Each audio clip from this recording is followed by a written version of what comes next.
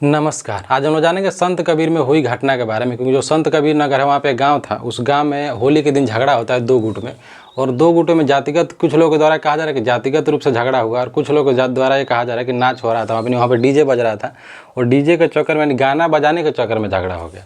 और डीजे के चक्कर में, नाच के चक्कर में ऐसा झगड़ा होता है कि वहाँ पे 20 से ज़्यादा राजभर जो बिरादरी है, यानी जो भर बिरादरी है, उन लोगों का घर जला दिया गया है। तो आज हम लोग जानते हैं कि इसमें राजनीतिक एंगल क्या है, क्योंकि जो प्रधान जी थे, प्रधान जी के बारे में कहा जा रहा है कि प्रधान जी दारू बांट रहे थे, और कुछ लोगों द्वारा कहा जा रहा है कि कुछ लोगों द्वारा जातिगत हिंसा भड़काई भी जा रही थी। तो आज हम लोग जानते हैं कारण क्या है। सबसे पहले हम लोग देखते हैं, ये मामला है होली के दिन का।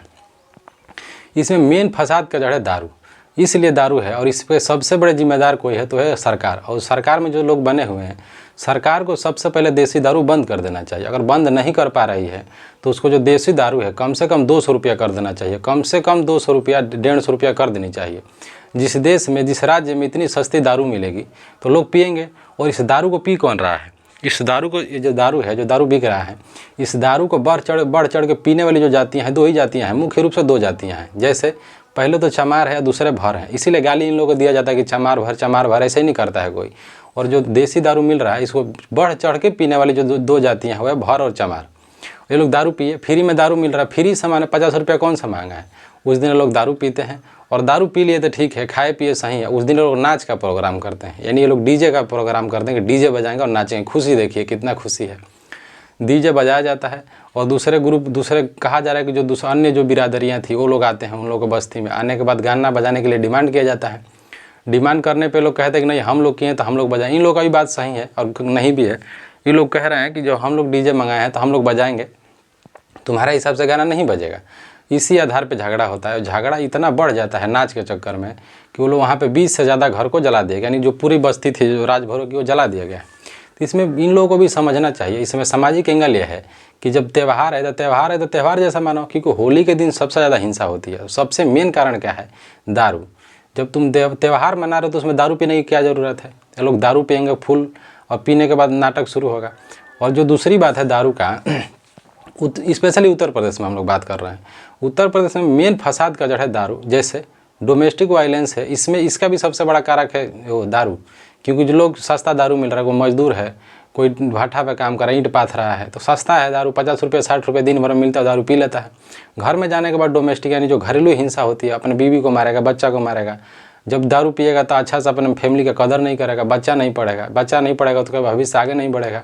तो दारू का बहुत बड़ा रोल है, स्पेशली यूपी, उत्तर प्रदेश में, क्योंकि जो बिहार सरकार के द्वारा दारू बंद कर दिया गया है। सरकार का एक कर्तव्य होता है कि सामाजिकता को बनाए रखे। ऐसा नहीं है कि दारू नहीं बिकता, दारू अंग्रेजी बिकता, कम से कम 200 रुपया दारू होना चाहिए। क्योंकि इसके जब सबसे ज़्यादा कोई शिकार है तो निम्न जातियाँ हैं, और निम्न जातियों में चमार और भर, मुसहर हो गए, और जैसे पासवान हो गए, ये सब जातियाँ पी रही हैं।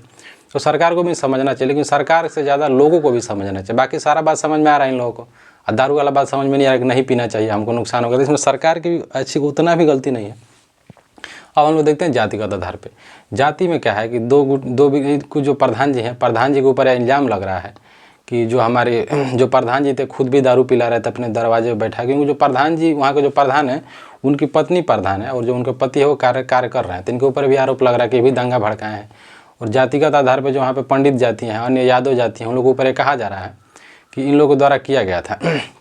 इन लोगों द्वारा इसमें इतना हद हो गया, घर जला, बोला जा रहा है कि 1 घंटे तक ईंटा चला है, 1 से 2 घंटा तक ईंट पत्थर चला है, लाठी चला है, उसके बाद घर को जलाया गया है।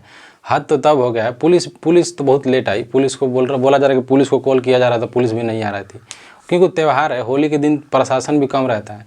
और ये लोग कहा जा रहा है कि जो घर है, घर दूसरे घर से मतलब जलाने वाला आग ला रहे थे, और आग ला के लगा रहे थे, क्योंकि झोपड़ी है। क्योंकि मुख्य रूप से जो गरीबी है, अब हम लोग थोड़ा देख लेते हैं भर बिरादरी, जो राजभर बिरादरियाँ हैं, इसके गरीबी के बारे में। क्योंकि इस जो अभी वर्तमान समय के जो नेता हैं वो हैं ओम प्रकाश राजभर। और वो शर्म की बात यह है कि ओम प्रकाश खुद भी राज्य में मंत्री हैं, इनको मंत्रालय दिया गया है।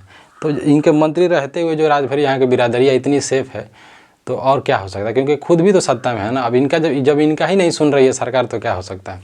दूसरी बात हम लोग देखते हैं आर्थिक स्थिति के बारे में। जो भर बिरादरी है, जो भर बिरादरी है और चमार बिरादरी, तो चमारों का जो स्थिति है, जो SC का वर्ग है, उन लोगों का थोड़े जो स्टेचर, मतलब जो उन लोगों का स्थिति है बदल चुका है। उन लोगों का सिचुएशन बदल चुका है। ये जो चमार जातियाँ थी वो लोग पढ़ ली हैं, IAS IPS सरकारी नौकरियों में प्रतिनिधित्व ज़्यादा हो गया है, राजनीति में भी इनका प्रतिनिधित्व ज़्यादा हो गया है।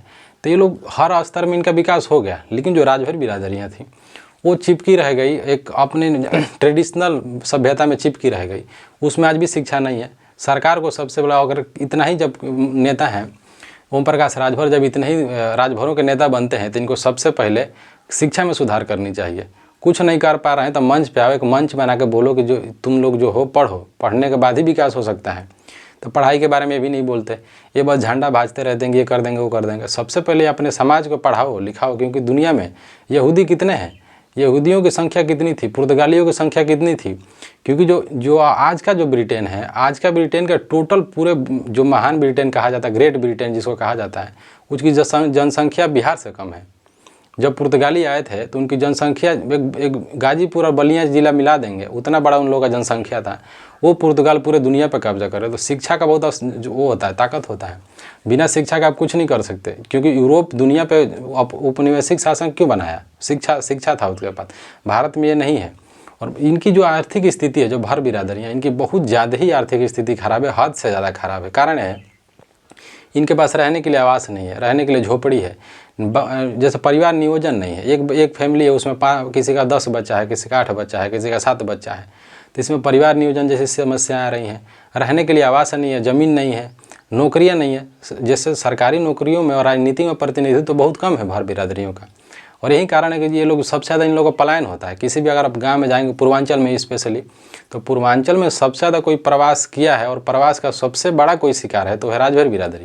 ये लोग सबसे ज़्यादा कल कारखाने में काम करते हैं, इधर उधर काम करते हैं, क्योंकि इन लोगों के पास शिक्षा नहीं है। सरकार को ध्यान देना चाहिए। जब इतने ही ओम प्रकाश है हिमायती बन रहे हैं राजभरों का, तो इनको काम करना चाहिए, क्योंकि वहाँ जाने से कुछ नहीं होगा। वहाँ पे गए थे, सर्वे किए, क्या करेंगे? ज़्यादा ज़्यादा कार्रवाई करेंगे, क्योंकि मानसिक स्थिति तो आप बदल नहीं सकते। अब नेता हैं तो आप पुलिस कार्रवाई करेंगे, पुलिस कार्रवाई भी करेगी, सरकार भी कार्रवाई करेगी, इसका कोई सलूशन नहीं है। आप आवास भी दिलवा देंगे, लेकिन जो सामाजिक एकता है, जो समाज में जो जागरूकता, उसको कैसे आप लाएंगे? समाज को बढ़ाइए, कहिए कि पढ़ो लिखो, संगठन बनाओ। तो अच्छा संवैधानिक रूप से इनको समझाना पड़ेगा अपने समाज को कि शिक्षित बनो, क्योंकि डॉक्टर अम्बेडकर सेम बात कहते हैं, शिक्षित बनो, संगठित रहो, संघर्ष करो। तो इनकी बिरादरी आप आज भी संगठन नहीं है, आज भी अन्य प्रकार के कार्यों में फंसी हुई है, जो कि यहाँ बोलना सही नहीं है। अब बाकी देखते हैं सरकार क्या करती है। सरकार तो एक्शन ले ही रही है, जो उसमें पकड़े जाएंगे उनके ऊपर कार्रवाई होगी। ऐसा थोड़ी कि सरकार फांसी चढ़ा देगी, क्योंकि मानसिक स्थिति तो सरकार का काम नहीं है बदलना, वो समाज का है। और इनके समाज का भी नेतृत्व योगदान का मतलब वो फर्ज है कि हम पढ़ें लिखें और आगे बढ़ें। शिक्षा के क्षेत्र में जब तक बिरादरी आगे नहीं बढ़ेगी तब तक ऐसा नहीं हो सकता। क्योंकि इनकी जो बस्तियाँ, बोलने पे क्या है, इनकी जो बस्तियाँ हैं बसाई कैसे गई हैं? क्योंकि जो जातिगत आधार से जो बस्तियाँ बसाई गई थी, कैसे? चमार को अलग, चमारों का बस्ती दक्षिण में होता था, जो भर बिरादरिया बस्ती थी कोई गढ़ा पोखरा के किनारे बसाया जाता था। और इसीलिए गाँव में गाली बनाया जाता है कि चमार भर करके गाली बनाया जाता था। बाकी हम लोग देखते हैं सरकार क्या करती है।